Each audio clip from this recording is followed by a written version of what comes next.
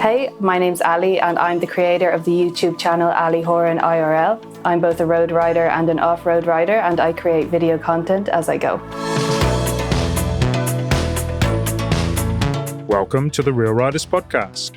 My name's Simon Josie, and it looks like you've stumbled across a podcast about motorcycling and filmmaking. If this is your first time here, welcome. Thanks for listening. You may have noticed I don't just talk to Emmy-nominated directors, industry professionals, and YouTube stars. I'm just as likely to speak with amateur hobbyists and creators who are beginning their filmmaking journeys. But the thing they have in common is their enthusiasm and passion for making films about motorcycling culture. Ali Horan is very much at the start of her filmmaking and motorcycling journeys. But as you'll hear shortly, she has bucket loads of enthusiasm for both these activities. That's why I invited her on the podcast, and I hope you enjoy listening to the interview as much as I enjoyed chatting with Ali. Oh, and one thing I want to mention. In the main interview, Ali's description of her late father's BMW R1100 as being not unlike my own R1250 RT was absolutely right. I made the mistake of thinking the R1100 was more of an adventure bike. Silly, ignorant me. Once again, I've demonstrated my very shallow knowledge of motorcycles. Hopefully this won't put you off the rest of the episode. Before we get to my chat with Ali, please remember that Real Riders has an account on Instagram where you will find, amongst other things, trailers for each new episode. And if you want to know what I've been watching recently, follow the Real Riders account on Bluesky. Yes, I've actually made a couple of non-episode related posts there recently. Links for both the Instagram and Bluesky accounts are in the show notes. If you're so inclined, please consider rating or liking the Real Riders podcast in your favourite podcast app or on YouTube. This will help other listeners find the podcast. Righto, let's get to my talk with Ali.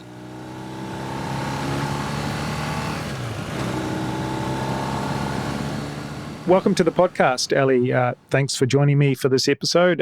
How are you today? I'm great. Yeah, thank you for having me. Oh, you're most welcome. Now, I sort of sworn to myself I'm not going to ask you about the weather where you are at the moment because that's just like a crutch I always use at the start of these episodes. And I think it's maybe a peculiar thing for people from the UK or from Ireland where you are or Antipodeans like myself. But I'm not going to ask you about the weather, but, you know, if you want to slip in how the weather is where you are at some stage, I'm not going to object. Absolutely. I mean, it's actually not too bad here. It is a really warm day in Dublin. I'm wearing a t-shirt, which is very unusual. It's covered in some fluff because I don't wear them very often, but it is a beautiful, warm, slightly overcast day. So I'm happy with that. Okay. Okay. So that was all you by the I didn't mention anything about the weather. Okay. Let's jump then to my first question because you know, small talk's not my thing. I wanted to get you on the show because you're a relatively new rider and a new video content creator, at least within the scope of motorcycling. Yeah. And I thought it'd be really interesting to get your perspective on these two activities. Let's start with the motorcycling. Yeah. When and how did you get into motorcycling? Well, I started riding last March, so that's when I got my first bike, but I'd always been surrounded by it because my dad was a biker, so he always had a bike. He always had one bike in the house, so it was always just part of my life. And I always thought he was just the coolest guy in the world, do you know what I mean? And he was, you know, as a kid, he'd be coming home from work on the bike and you'd hear the engine rumbling down the road and, you know, dad was coming home and you just thought it was so cool. You'd be out playing on the road with your friends and you'd know it was him. And he looked so cool. Like that bike was a Honda Magna, which is like a, you know, kind of small cruiser style bike. It was just so cool. So I was surrounded by that all my life. And then when I was a little bit older, he got a BMW R1100, which is like a big tourer bike, not dissimilar to what you have, right? Yeah, not dissimilar. They say that mine is designed for the cigars and dressing gown set rather than the real adventure riders. Yeah. Sure. Well, this was more of a tourer bike, do you know what I mean? But a big, comfortable spaceship kind of thing. So once he got that one, I was like 13, 14. So he started bringing me on the back of that. I'd been on the back of the Magna a couple of times as well, but they're just for short little rides for the crack. So he started bringing me down. We had like a little holiday home in Wexford, which is like 2 counties down from Dublin. So it's like an hour. So he used to bring me down on that. And then I remember we did like a Cross Ireland charity run to Galway. And that was like led by the police and like followed by the police. And there was like 2,000 riders in that thing. And I remember that being one situation where I was just like, this is the coolest thing ever. I was like 14 years old, surrounded by thousands of motorbikers, and we just like crossed all of Ireland. I think they had like prepared all the towns along the way that they would be like closed off where they needed to be, and they'd be policed, and we'd come through and everyone's waving. And I just thought it was one of the coolest things ever. I actually still have some footage from it, from me recording on the back of the bike. So yeah, I just always thought it was really cool. I remember in my early 20s trying to like get a bike, trying to make that happen, but it was just not the right time at all. Like, it was not the right time. I wouldn't have had the money to do it. But I remember like asking Dad, will he come see a bike with me? And he was like, yeah, okay. And then saying it to Mum, and she was like, no way. You know what I mean? No chance. And she was dead right. I was in no place to have a motorbike in my early 20s. So that kind of disappeared, and I just got, working for all of my 20s. And I had done martial arts for about 5 years. I'd always done something really physical, you know what I mean, trained in some way. And I stopped doing martial arts after about 5 years.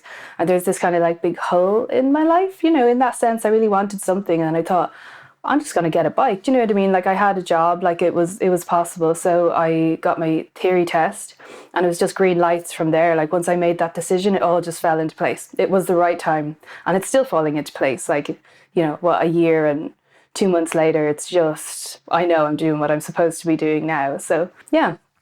Do you have any regrets that it took you so long, or that you delayed getting into it? I don't think so. Like, I mean, I do wonder, like, what would it be like now if I had gotten my bike in my early 20s. But like I said, I don't think that was the right time for me. Like, I was really bold teenager, really, bold in my 20s. Like, I don't think I would have been getting a bike for the right reasons. Probably would have been to like impress people or something that people in their early 20s do. So no, I think it's definitely the right time for me now. And I feel like I'm like catching up on everything. Like, I've done so much in that short space of time that I had a bike, and I know I'm going to keep doing it. And I know now I have the resources and the perspective that I can and want to make this happen, and I am. So I think if maybe that might have been diluted a bit if I did it earlier. Okay, so you're not one of these annoying people who just talks about nothing but motorcycles because you came to this activity. These later in life fanatics who just dive full on in, and they will not talk about anything else but. Yeah, it's their whole personality. No, I do other stuff too and stuff. Like, I do, this is the love of my life now, I have to say. But no, I do other stuff too. Okay, I'm glad to hear that. Can you remember the feeling the first time you got on a bike? And what I'm actually interested in is, have you been trying to capture, convey, share that feeling in your video and film creation ever since? Yeah, well, I mean, like, do you mean the first time I got on the back of Dad's or on my own? I think on your own, because I think it's one thing to experience, to go on the back of a bike for the first time, but to actually be in control of a bike and realize you can make it go where you want it to go, and not really quite understand how it is going round the corner. When you don't really seem to be moving anything, it just goes around the corner. Yes. I mean, I think it's that feeling that I'm more interested in, actually. For sure. Yeah, I think so. Like, I mean, when I first got on the bike, I was absolutely terrified. And do you know what I mean? Like, when I was doing my training, I found that really, really scary. Like anybody else, I'm sure nobody gets on a bike and feels super confident. Like, they're quite scary. They're very powerful. But I think when I started getting used to it, and like, I met all the right people on the way, I feel like I had so much support really early on in riding bikes. You know what I mean? I just met the right people who were really willing to take me out and help me. So I remember going up the Wicklow Mountains on the bike with someone with me, so I wasn't feeling so scared, and just like, it was just one of the best feelings in the world. Also, I hadn't really gone up the Wicklow Mountain. I wouldn't really go up there in a car. Do you know what I mean? So I know I had been there like once in my life, but it was from this whole new perspective. And it's so beautiful up there. Like, they're really popular motorbiking roads up there.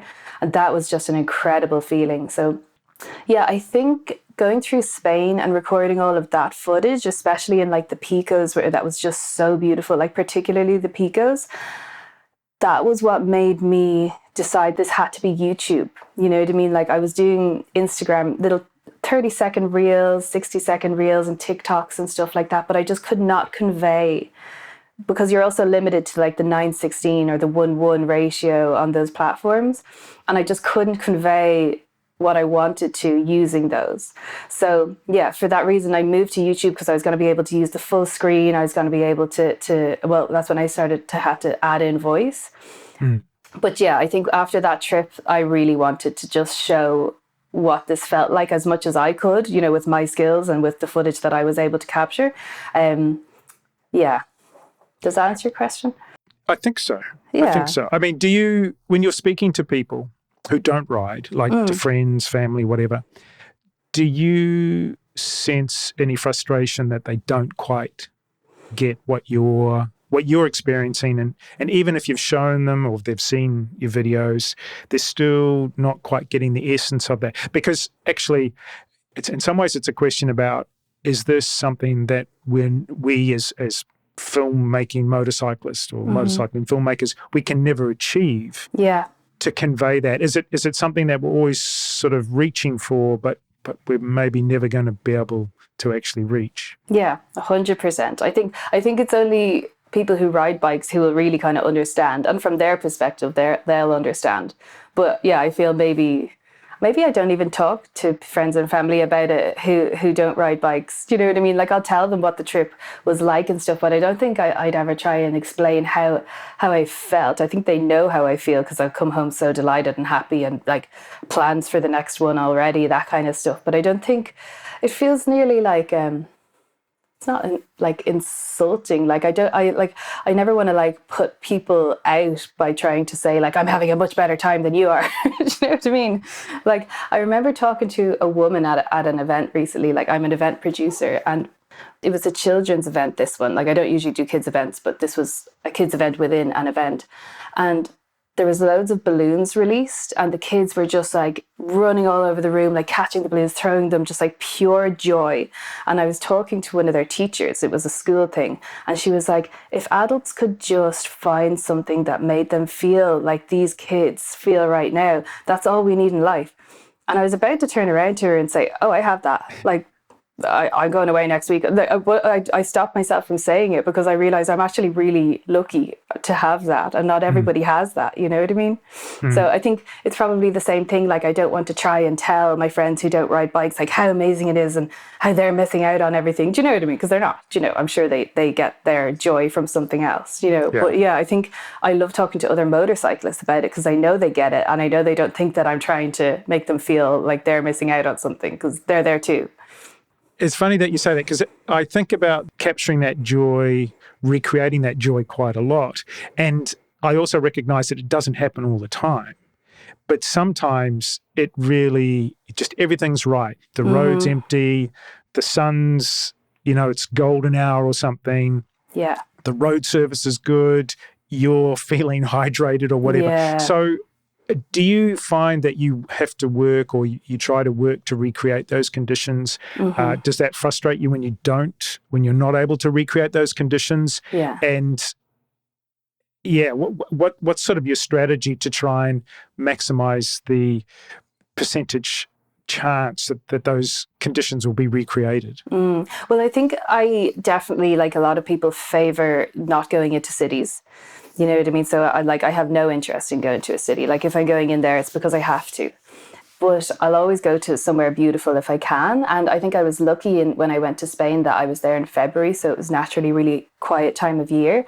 But also when I'm editing the videos, like, I will do everything I can not to have a car that was passing in the video or anything like that. Like, I'm really specific about the shots that I choose. Like, maybe it doesn't create the exact reality of what was happening, but I don't think it's that aesthetically pleasing to have a car passing by in the shot, so I'll always try, like, if there's something incredible in the background and there's a car passing by and I absolutely like have to prioritize that main shot in the background, I will, but I will try to take the most aesthetic shots that I can, and I'm always trying to think, like, if I was somebody watching this, like, what parts do I want to see? Like, what would be the most pleasing thing for me to see, and what don't I want to see? What's just going to be extra noise that wasn't necessary? And so I try to make something as beautiful as I can out of the footage that I have. But I think when I'm actually recording, it's really just a case of me clicking the thing on, on my chin, and just, hoping for the best and hoping that I didn't miss anything when it was off. I probably have to get better at that, but yeah, or get another camera. Well, yeah, you can't have too many cameras. Yeah. You told us at the top that you're both an on-road and an off-road rider. I mean, even though you've been riding for just over a year, as you said, you've already jumped into some off-road riding, which is kind of interesting that you've pivoted already in that direction. Tell us about that. I mean, it's a relatively recent development. What's the attraction of off-road riding for you?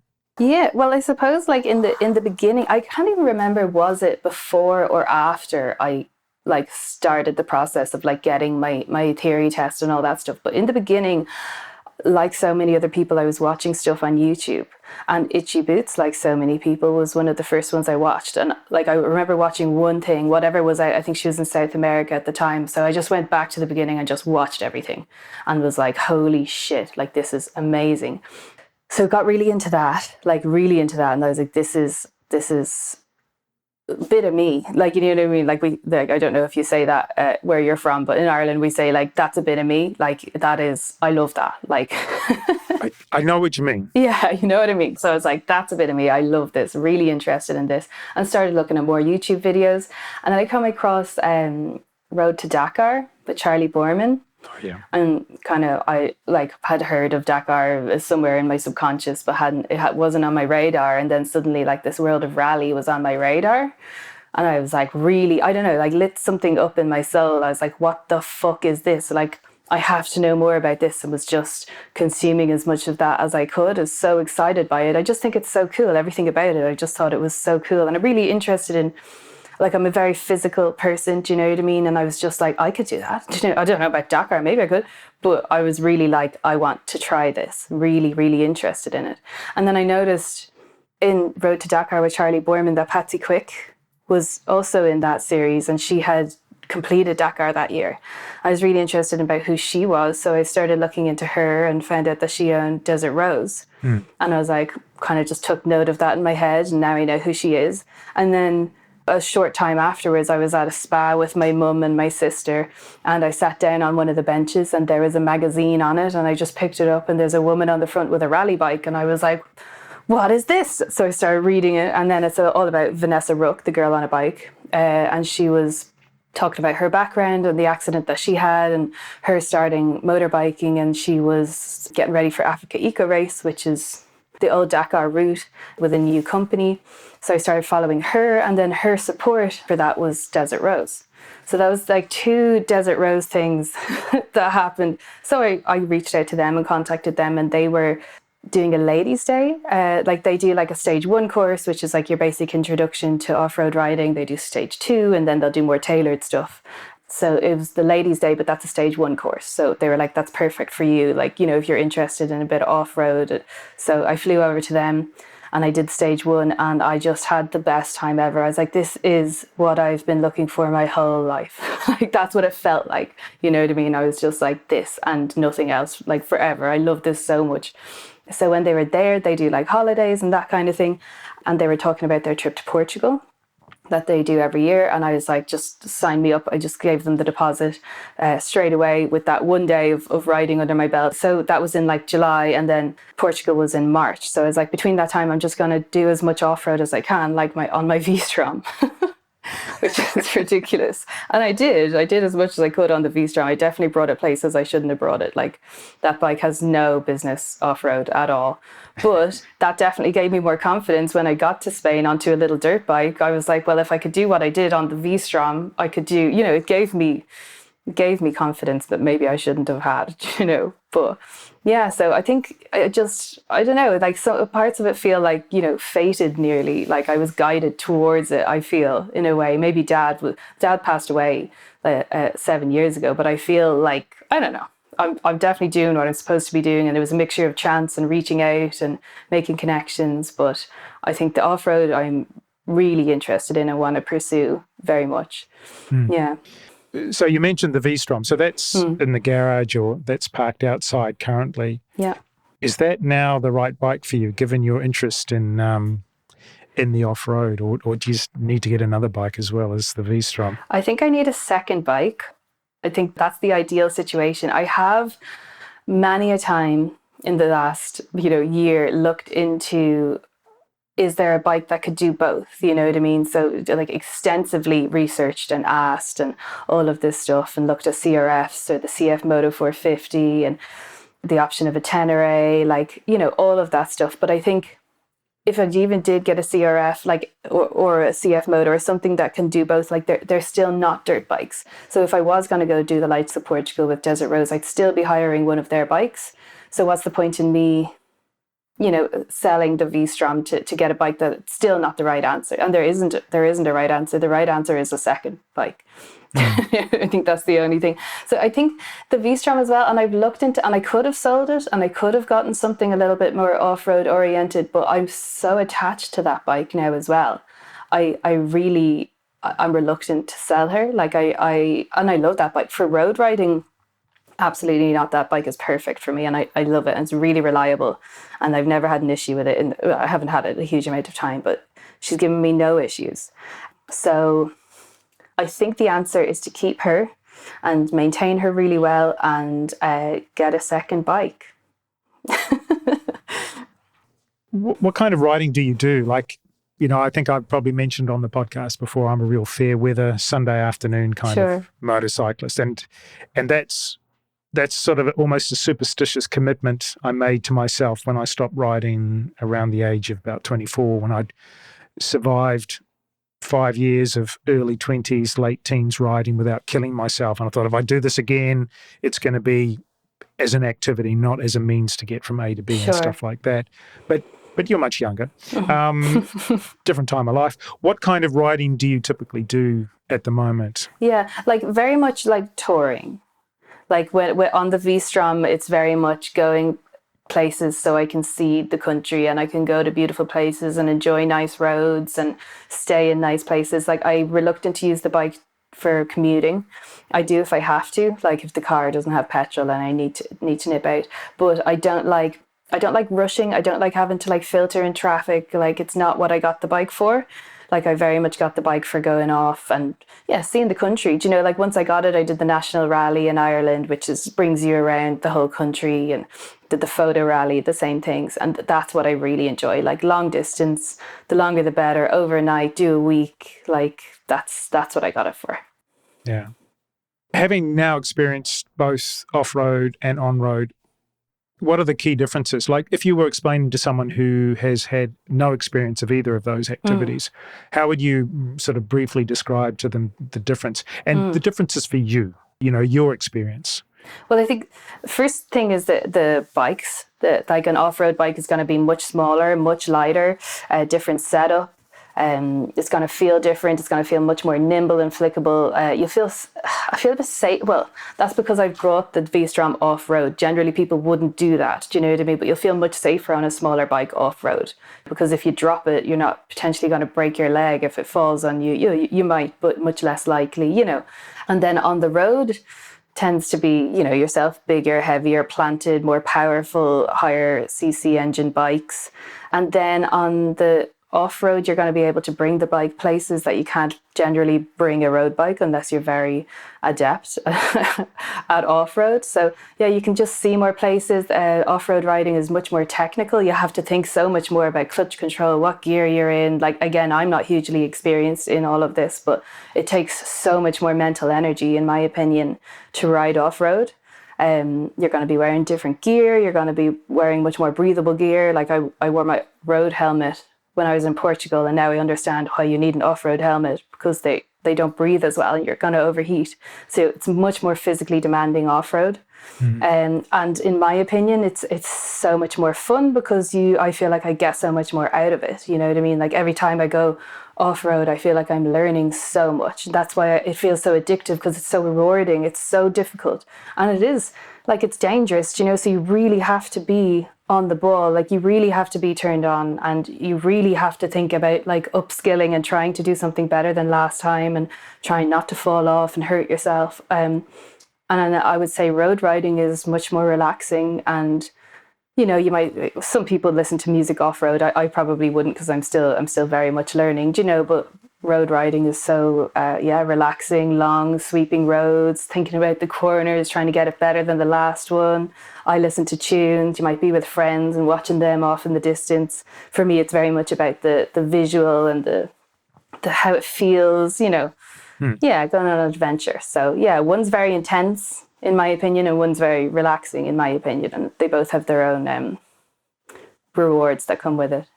We hear a lot of people say that actually off-road riding benefits your on-road riding skills. Is that something that you 100% would agree with? Yeah, absolutely. Well, I suppose you would be doing everything, to the extreme on the off-road bike. Like you would really have to lean it over into a corner. And it's one of those things where it's like you don't even get a chance to prepare, to think about what's going to happen next. You just have to do it in the moment, or else you might, have an off, So yeah, you might have to do something to the extreme. And then when you translate that to the road, it's not going to be such an extreme fast thing. You'll have more time to think about it, and you'll know what a motorbike can do in those more extreme situations. So you'll trust that you can do that to a lesser extent, on the road bike. So I really feel like off-road just builds your confidence so much more on the road, and it translates really well. I went over to Desert Rose and they were showing me how to full lock turns on the bike with one foot on the peg and one foot in the air, like counterbalancing. And you can do that on an off-road bike. And then when I came home and I brought my big bike into a car park and I was able to not do the exact same thing, but I was able to do full lock turns, that day. And I was not able to get anywhere near that a few days before when I was trying that. So I think, it absolutely informs your on-road riding, and the same with your off-road. They complement each other a lot, for sure. Yeah. What's the off-road riding scene like in Ireland? Do you actually have places where you can legally ride off-road? They do exist, but I think it's kind of gatekept, and for good reason. There's no shade about that. It's just a lot of the land is privately owned by Cuilcha and other companies. So generally it's not like the UK where there's green lanes. Green lanes don't exist here. There'll be signs up saying no motorbikes, and people would be kind of annoyed at you for bringing your bike a lot of places, or they might call the police or the landowners.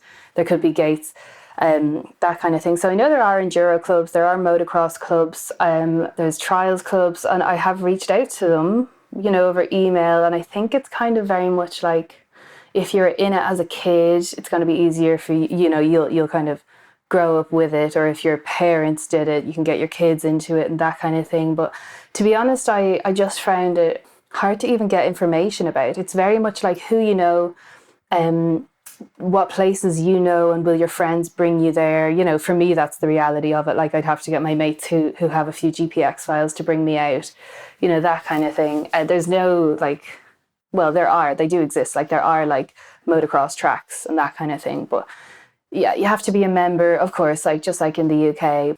And then you'd obviously have to own your bike and that kind of thing. And there's a lot of issues with motorbike theft, especially around dirt bikes in Dublin and in Ireland. So I'd be reluctant to buy a bike, to be worrying about it getting stolen, to go off to these places that are hard to get to and to get into in the first place. So it does exist. I'm probably making it sound really shit. A lot of my friends are off-road riders, and they are happy. They're not, looking elsewhere or, going abroad to go off-road riding. They do, but not to the extent that it exists in the likes of the UK and Europe. Okay, so I think we've covered the motorcycling topic quite adequately. I would like to talk about the filmmaking now. Oh, cool. Because I find it kind of intriguing that you've thrown yourself into the motorcycling, but you seem to have also thrown yourself into the filmmaking at the same time. Yeah. So what motivated you to start making the video content for this newly found passion for motorcycling? I think what it is, well, of course, I watch people online and I was so inspired and just think it's so cool that this is even a thing, because I didn't really know it was a thing until I started getting into it. And that was only a year and a half, 2 years ago. But I've always been a creative person. I've always made art. I don't consider myself an artist. I don't have a studio where I sit down and paint, but I've always made art. My degree is in model making, prop making for film. I'm a maker, I'm a creative person. And I always have that yearning to make something, to create, produce something. It's just who I am, part of who I am. So I loved the idea of like making little snippets, and that was just like a creative outlet, that I was really interested in. So I got myself a little camera and just started recording. Yeah, in my head, I just wanted to record a beautiful little 30 seconds with, I could put this song over, one of my favorite songs. And it felt like some form of self-expression to me that was really satisfying, just be a 30-second little clip, because I'd kind of fallen out of painting, so I was missing that creative outlet. So this was a new one for me. And then that just started snowballing, for me to actually be able to tell the full story and to reflect. I suppose in Ireland, I was, just going around Ireland. So it was okay for me to just make little clips and stuff. But when I did go very much, I've only done Spain. That's my biggest trip. Well, I went to Morocco as well. But to reflect that properly, like it had to be, like I said, a YouTube video, and it had to have voice so I could tell the story, and pictures like to support, all that kind of thing. So yeah, I think it was that need that I have to create just naturally that I've always had, and the excitement that I could do that and show people motorbiking. Was it your first experience of editing, like creating film? Yes. Yeah. So obviously I started with TikTok and Instagram, just making little 30 seconds. But yeah, once I got back from Spain and I started doing that first series, that was my first like proper making YouTube videos and adding in voice and editing. And yeah, I was very much like looking up tutorials at the same time and trying to figure it out. But I did have a few months of making TikToks and stuff, so I had a rough idea. And what surprised you the most about when you started making videos? Mm-hmm. Because obviously it's completely different to 3D model making or working in 3D and painting.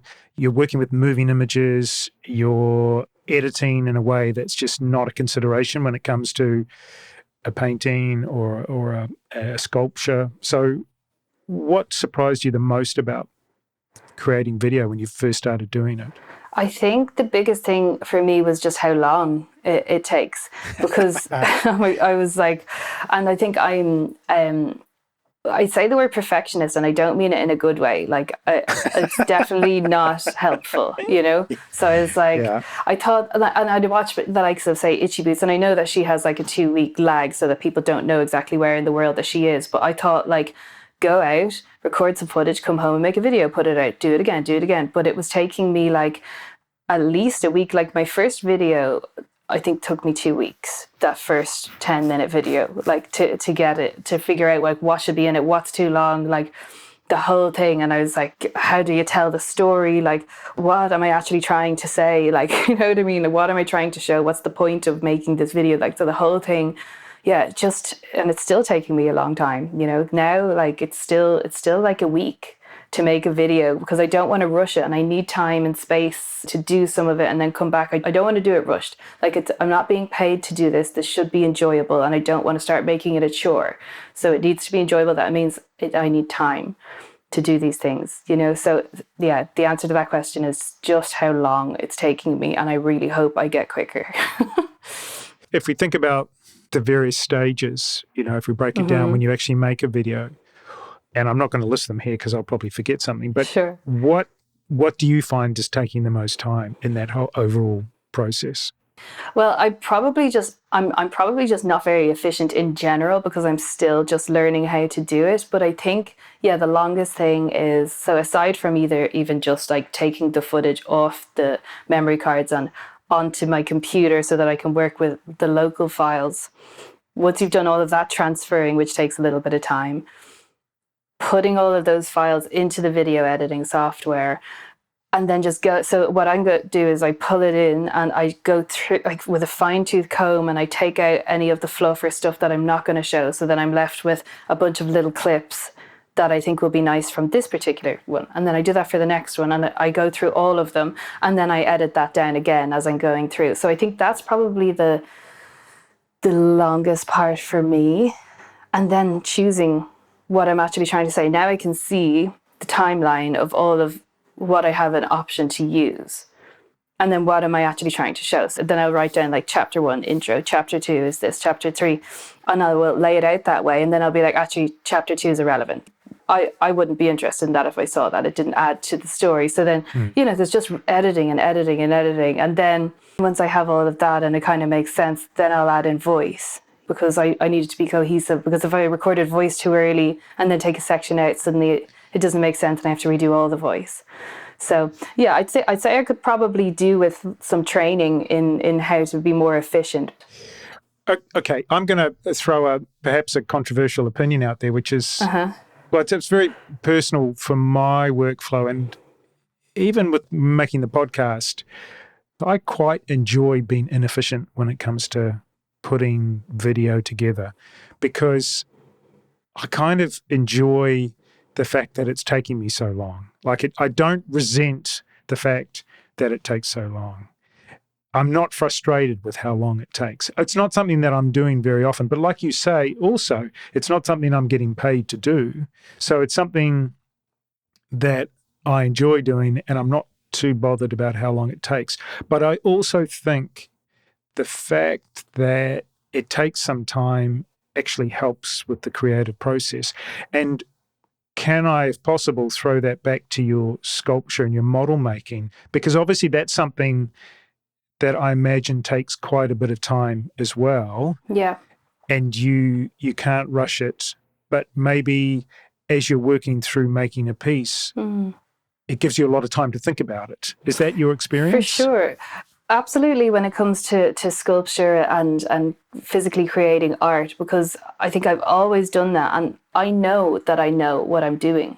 You know what I mean? So I just understand that if it's taking long, it's, I can put it down and come back to it and all of that kind of thing. But I think with the editing, I don't know what I don't know. So I'm not sure if I'm missing something, completely obvious. So I'm I think I'm doing this right. I'd love to talk to more people who do this and talk to them about my workflow, and what you just told me, made me feel a bit better. Okay, it's, you don't get this done in an hour either, So yeah. I think yeah, if someone just was able to look over my shoulder and be like, no, what you're doing is grand, it's a long process, it is what it is, then I think I would probably feel better about it and be able to settle into it more. But I'm like, am I doing this right? Should it take this long? Yeah, maybe I'm going to rain on your parade a little bit now by saying that I have had some professional full-time film editors as guests on the podcast. Sure. And I'm always kind of interested. So I sort of say, well, how long did it take you? And they, I did that in a day. And it's like a 20-minute video or something. I know. I'm like, okay. That's it. Yeah. Leonoor, have you heard her on YouTube, LNR?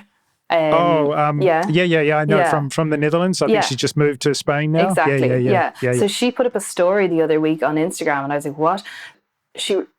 11 hours editing episodes 1 to 7 of her new series, and then 8 to 11 yet to go. I was like, in a day?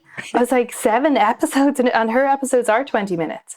Yeah, they're not short. Yeah, I was like, what am I missing? Do you know? Obviously, she's doing it years and that kind of thing. And I know I will get better every time I go. But yeah, it's still taking me a while. And when I have a job, a normal life as well, I can only do it in my spare time.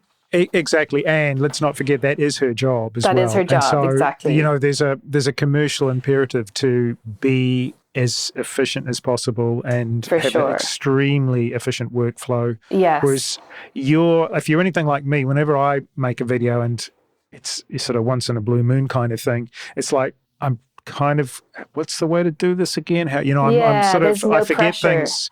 Yeah. I've forgotten how to do things. I've got to remind myself how to do them again. Yeah. But we don't have that commercial imperative. We don't have that time pressure. And I also think that makes it more enjoyable, personally, for me. Absolutely. It gives you more space. But I think a lot of people, I work much better under pressure. Do you know, with a little bit of pressure, not too much pressure. I try to treat it like work, if this is a brief I've been given from a client and I just simply had to produce it by this day. It just has to be done, not perfect. Done, not perfect is something I find really helpful. But I think the Spain series that I did, I set myself the goal of producing a video to come out every Friday. And that was really helpful because that did put pressure on me, and that perfectionism that I had didn't allow me to not do that. So I did have really long days just making sure I got that out every Friday.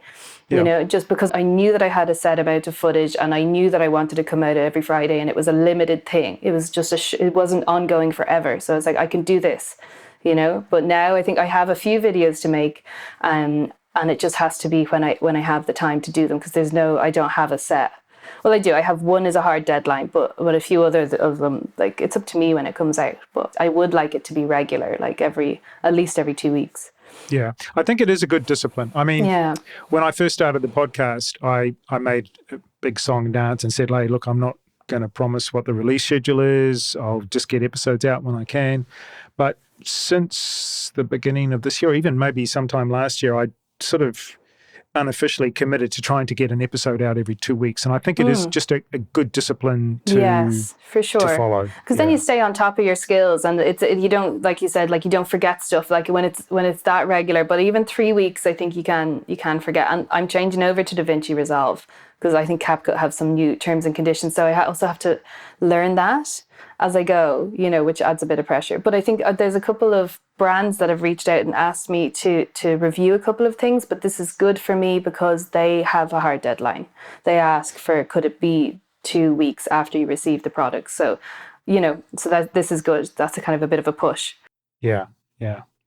You mentioned a couple of times that you've incorporated voiceover narration into your work. I think if I look at your YouTube channel, the first couple of videos you posted there, I don't think there was any voiceover narration with those. There was just a musical soundtrack. But then when the Spain and Portugal miniseries started, voiceover narration was right there, right at the beginning. Voiceover narration is something that many filmmakers are often hesitant to introduce. How much thought did you give to it? Like, was it just a no-brainer, or how did you come to the decision that, okay, I'm going to include voiceover narration in my videos?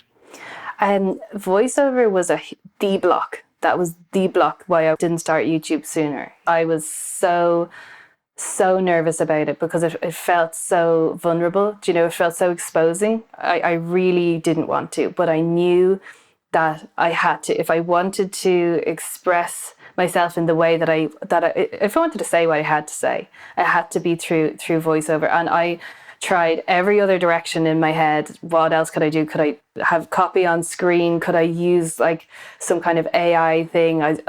The only answer was voiceover. So I remember getting my phone and just recording my voice. Like, if I had a sentence, what would the first sentence be? And I just typed that out and I recorded it and I listened back and I was like, oh, that's not too bad. Like, that's okay. So I was like, it made me feel sick. I hated the thought of it. But once I started doing it, I felt cathartic. Like, I had felt like I had so much to say, and I was like, I don't know, I think I was a really shy child. So it felt like I was like releasing so much that I had wanted to say. It felt really like empowering. I know that sounds a bit cliche, but I felt so satisfying, and it really felt like it completed that creative process. I would have been leaving something really big out if I didn't do that.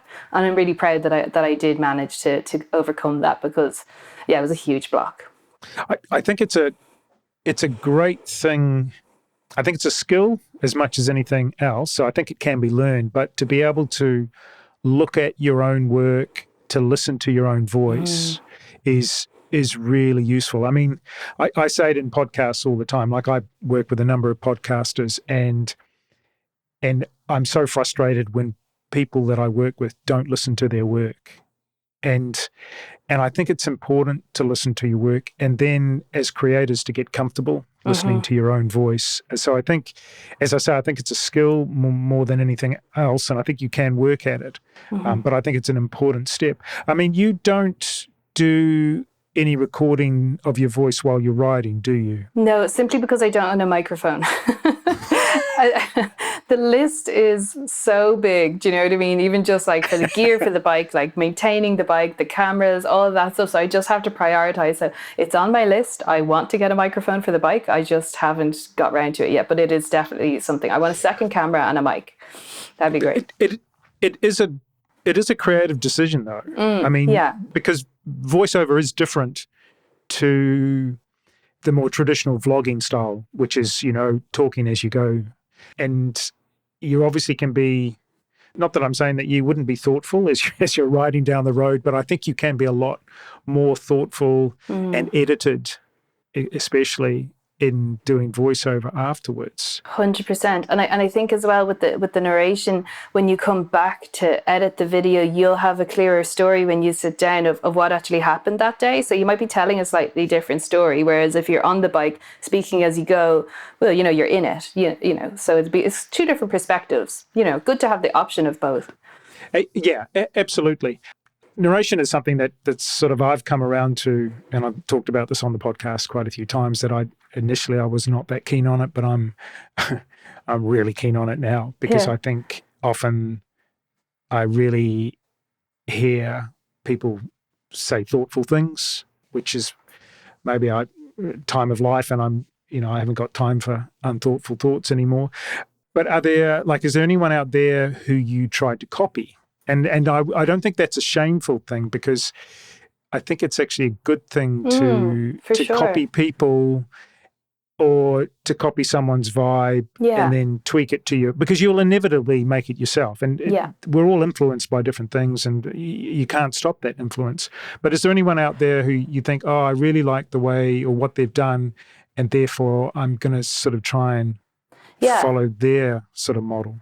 I think in particular Runa from Off She Goes, and I love Brent Pearson's stuff as well. And I think what I love about them is and I'm referring to their voiceover narration, it just feels, with Runa for instance, she just feels really natural and like gentle and simply just telling the story as it is. And I don't think there's ever any need to big it up or make it this big epic adventure. It's just like what the weather was like that day and made a coffee, all this kind of stuff. And I just really appreciate that. And it makes it feel really accessible. And I think with Brent Pearson too, like he doesn't have a mic. He doesn't use that while he's riding. He does it at the end as well. And it's just simply what I'm trying to do is what they're doing is just come back at the end of that experience and just tell the story of what happened. And it doesn't have to try and be something incredible, just because it being what it is, that's the thing. It makes it so accessible. Anybody can do it, and that's what I'm trying to convey, is that anybody can do it. And it's simply just going out on the bike and having a nice time is the goal, Yeah, no, I would certainly echo those comments about Runa and Brent. Yeah. I think they're at the top of their game of what they're doing in terms of production quality. Yeah, and, I agree. You get the feeling that you kind of know them. Yeah. Totally, exactly. Yeah. And I think Runa might be at ABR and I'm like, oh God, I'd love to say hi to her, but it's for her, I'm a complete stranger. And for me, I followed all of your videos for the last couple of years, Yeah. It's really funny. Yeah, for sure. But they feel like real people. Okay. I mean, that could be a whole podcast episode talking about parasocial relationships. But I won't put you through that now. What, if any, challenges have you encountered when combining motorcycling and filming? Well, I suppose just the learning curve in learning how to create videos. I think the voiceover thing that we discussed, that was a big thing. And I think the sense of imposter syndrome, who am I to make videos? I literally not riding a wet minute, But I think everyone's experience is really relevant and interesting. And I think everyone will be inspired by each other, so I think imposter syndrome was definitely a thing, and putting myself up on social media, because before I would be very private on social media. I'm not the kind of person that would be putting up life updates, or, I put up the odd story and that kind of thing, but I'm not the kind of person that overshares it all online. My personal life is my personal life, and I really appreciate that. So yeah, I think starting to put stuff online and starting to put myself out there in the motorbike world was quite intimidating, how I would be received by people. But I think specifically, or especially on YouTube, it was so well received, and that was so healing for me. I was very afraid to be this is who I am, this is what I'm doing, and I think it was a really scary thing, but it actually turned out to be really positive. Yeah. Okay. Well, that's good to hear. I know that's not universal. I mean, what's your attitude to YouTube in terms of the comment section? Because I've had previous guests who've talked about feeling an obligation to taking the comments seriously and trying to reply to people, but that can be quite overwhelming, you know, if you get a lot of comments. I mean, what's your approach been to the comments? Well, I do make a point of replying to all of them because I just feel if someone took a minute to write down something really nice, like I just want to acknowledge that. Like when I first got my first few really nice comments, like it's so lovely. Like I was so touched by it, you know. So I think I would always make an effort to at least like and put the little love heart on all of them, and I will try to reply to all of them as well. For sure, I really appreciate it. It still means it's still so novel to me, you know, all of this world. So like, I really appreciate it, you know. Yeah. When I come back for the second interview, when you've got 100,000 subscribers, We'll see. You may have changed your view on that. Like I hate them. There's been a couple of negative ones, and the first negative one wasn't even that negative. He told me I shouldn't have been using flamenco music because I was in Basque country, and he's dead right. And do you know what I mean? I didn't know. Okay. I didn't know that, and I was really like, like, you know, because it's a double-edged sword putting yourself out there. Like, it'll be well received, and of course it's not going to be all positive, and that wasn't even that big a thing, but I was still definitely like, and you know, one of the actually the hardest things was all of the videos from Spain had done, like, by my standards as a new YouTuber, relatively well. Like, they'd all gotten over 1,000, couple of thousand. The first one got a good few thousand views, so that was really, really gratifying for me, for anybody. Like, that's a really exciting thing. And then I put out my longest video, which was the one from Portugal, which was 30 minutes, because I put each day into one video. So it's a 30-minute video, and that was the video that I had worked so hard on, because it was a Desert Rose one as well. Like, it was just really important to me. Like, I paid to be there. That's not a sponsored thing or anything like that, but it was really important to me that I conveyed that company well, because they have been so good to me, and, you know, I really like them as people and stuff. And that one didn't do so well, you know, and I think because, like, it was dirt biking, so, like, I think the vast majority of my viewers are like touring ADV bikers, you know, like I think the demographic is like 55 to 65 males from the UK, you know, so I know that demographic, that is like ADV riders, you know, that kind of thing. So I think they weren't so interested in dirt biking. Also, it's 30 minutes, which is a big ask, you know. It was just a slightly different thing, so it didn't do so well. And when I put so much work into that, it's still like an art form, you know, as someone who makes art, it's the same process, you know, it's still personal. You're still really trying my personal best to make that good. And it's got about 700 views now, you know, and that's after like 2 months, you know, so I found that really hard when that one didn't do so well. But now that I got that out of the way and experienced a video not doing so well, now there's just not that much pressure. I had so much pressure on myself to do well every single time. Now I'm just like, yeah, it is what it is. Regardless, like, I'll always do my best. So yeah, it's a roller coaster. I should prepare you for the Real Riders podcast bump that will inevitably. I can't wait. Yeah. No, nothing would surprise me. Nothing would surprise me more. In terms of YouTube, you talked about duration of clips. I mean, have you become at all in any way obsessed about YouTube statistics, or are you trying to maintain a healthy relationship with that?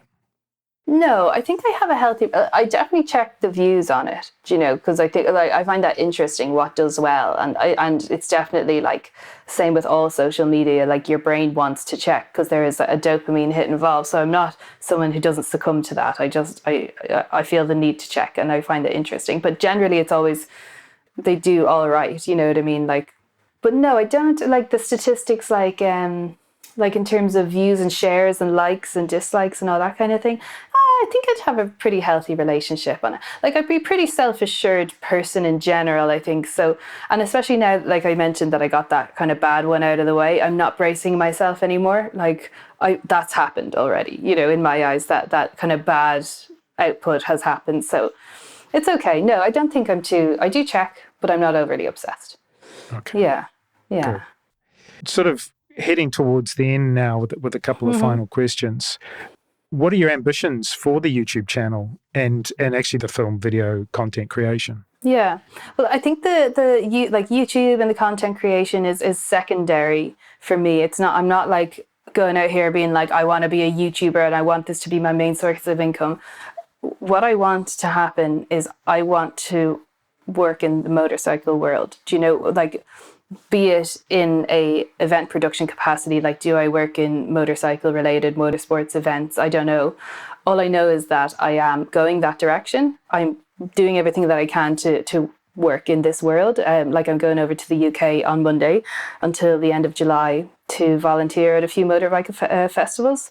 So I don't know exactly what that looks like. I don't know what the future looks like in terms of work and that kind of thing, but I know I'm moving that way, and I'm just going to just keep doing what feels right, because that's what I've done so far, and it's been really successful in my eyes, you know, and just learning. I want to ride bikes.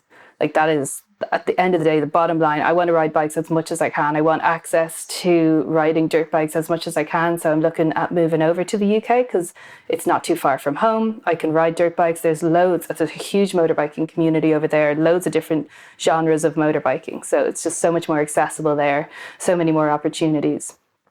So that's what that looks like in terms of work. And then YouTube is a creative outlet. You know what I mean? And I really enjoy making the videos as long as there's not too much pressure on myself, and that's up to me to manage that. You know, so yeah, YouTube, I would love for it to do well, like anybody else, you know, what they would like for what they do to be successful. So I'm just going to keep tipping away at it. You know, I'll try aim for every 2 weeks if I can. Yeah, but it's secondary, and yeah, I'll always keep doing as well as I can and take what opportunities feel right. But yeah, it's not, I'm not putting my, all my eggs in that basket and hoping for that to be it. You know, I want it to be both. Cool. And in terms of where you take inspiration from, and we sort of touched on it a little bit before, but who do you take inspiration from, or what films have inspired you to, you know, do the work that you're doing? Yeah, like very, very much, like I wouldn't be a film buff in terms of like actual movies, but I do watch YouTube for sure. And Itchy Boots, like I mentioned, was the first one that even introduced me to this world. And like I mentioned, I watch Runa. I love her stuff. I find it really enjoyable to watch. Brent Pearson, really, I was so impressed by his. I have a friend who's a filmmaker, but he's not a motorcyclist. And I remember sending him Brent Pearson stuff, being like, just look how beautiful these are. You know, I love his, and I'd love to be able to move in that direction to make like really aesthetically pleasing, like not just documenting the process, that too, but also to make it really beautiful. Like I'd love to learn how to do that. Leonoor as well, I think she's fab. I just love how she presents her stuff. She seems really, you know, I don't know, well organized and clear, and yeah, I love her stuff. I also love watching hard enduro on YouTube, like any hard enduro. Like I think more from like a skills-based perspective, I find that really, really enjoyable to watch. But I think Red Bull Media House capture that really well, like through their drone footage. They obviously have loads of cameramen set up along the course and that kind of thing, and they get like it's insane. They like are putting themselves in danger for sure getting the shots that they get, but I think that's so cool. I don't know if I would do that, but I really enjoy watching that as well. But yeah, that's a few of them. Oh, Joe Ryan, I think he's a like filmmaker, you know, first and foremost. His stuff is beautiful. Yeah, I had the privilege of speaking to Joe, and okay, I've been watching his Namibia series that's published at the moment. And I think, I mean, he's now got almost, if not 50,000 subscribers on YouTube. He should have so much more. Which is pretty massive compared to, I think when I spoke to him, I should actually make a note of this because it's really interesting to see. Sure. Like I think Runa was at like 40,000 when I spoke to her, and then she's like over 100,000 now. But Joe also, his subscriber count's really gone up. Good. But he's really, really interesting because he's actually very efficient in what because he's, again, a professional filmmaker. Sure. And he's got a very specific way about how he makes things. Every time the camera's on, it's on for a specific reason. Okay. But he's completely self-taught. Yeah, completely self-taught. Oh, yeah. His stuff is I think, up there with some of the most beautiful stuff I've seen. Absolutely. Yeah. And I think he's also a good on-screen character. He is. Yeah. I like him. Don't know him, but I like him. Yeah. Yeah. I remember when I did speak to him, I think we recorded for like an hour, and then we talked for like over an hour afterwards. Amazing. Oh. And I just thought, oh, Joe, I mean, you know, you're just like you are in the films. I'm talking authentic to the same person. Mm-hmm. Yeah. Yeah. And I think that's key as well, isn't it? authenticity. Absolutely. Yeah. Absolutely. Yeah. Yeah. Okay. Final, famous last question. Mm-hmm.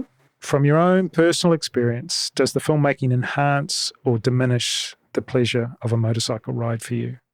I think it enhances it because I'm seeing it from my perspective, and then I'm imagining it from another person's perspective, and then I'm thinking about I'm just thinking about it from two perspectives, like me and then removed from myself as well. And I think it adds to it, and it kind of makes me excited. I'm like, oh my God, I get to show this to somebody else. Maybe they'll get a snippet of how I'm feeling, and I think I can work to emulate that. But I think it adds to it for sure.